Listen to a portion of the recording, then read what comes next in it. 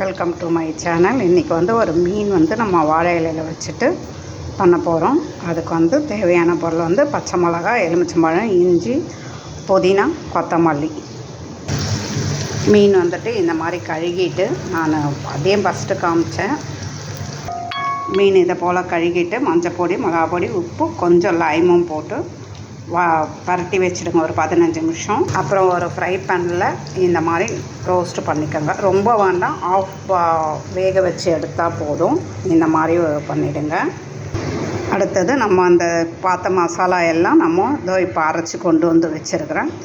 இப்போ நம்ம அந்த மீனை எடுத்துகிட்டு அதில் நம்ம மசாலா பரட்ட போகிறோம். மீன் நல்லா ஃப்ரை பண்ணி எடுத்துட்டோங்க. இப்போ இந்த மசாலா நம்ம இந்த மீன் கூட நம்ம மிக்ஸ் பண்ணணும். பாருங்கள், இதை போல் மீன் நல்லா இது கொஞ்சம் மசாலா தண்ணி ஆயிடுச்சு, கொஞ்சம் கூட திக்காக வைக்கணும். வாழை இலையில் இப்படி வச்சுடுங்க. வச்சுட்டு 2 சைடுமே மசாலா நல்லா ஃபில் பண்ணணும், ஃபுல்லாக போடணும். அது பாருங்கள், மீன் இதை மாதிரி நல்லா ஃபில் பண்ணிட்டேன் நான். ஃபில் பண்ணிவிட்டு இப்போ இதை நல்லா மடிக்கணும். இப்போ நம்ம மடிச்சுட்டு நூல் வச்சு கட்டணும். பாருங்கள், இந்த மாதிரி வாழை இலையில் மீன் நல்லா மடிச்சுட்டு நல்லா இதை போல் கட்டணும். நூல் இருந்தால் நூல் கட்டலாம், நான் வாழை நாரில் கட்டியிருக்கேன்.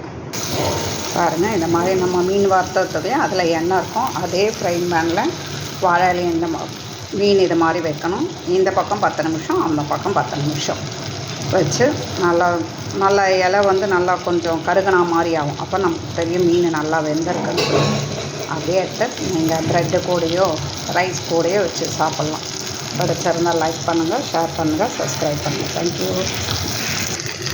பாருங்கள், உங்களுக்கு லாஸ்ட்டு காமிக்கணும் இல்லைங்களா? இதனால் லாஸ்ட்டு இப்படி இருக்கணும். மீன் இந்த மாதிரி ஃப்ரை பண்ணி எடுக்கணும். தேங்க்யூ.